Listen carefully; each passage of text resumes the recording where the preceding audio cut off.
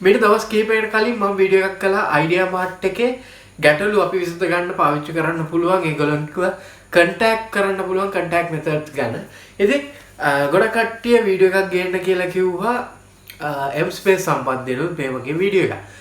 ඉතින් mSpace සම්බන්ධයෙන් ඒගොල්ලෝගේ hotline එකක් තියෙනවා 070 27 25 777 කියන නම්බර් එකෙන් ඒගොල්ලෝම contact කරගැනීමේ හැකියාවක් තියෙනවා. ඒ වගේම mSpace support@mobitel.lk කියන email address එකෙනුත් ඒගොල්ලෝම contact කරගැනීමේ හැකියාවක් තියෙනවා. ඒ වගේම අපිට mSpace.lk website එකට ගියොත් අපිට ඒගොල්ලෝගේ live chat එකක් බලා ගැනීමේ හැකියාවක් තියෙනවා.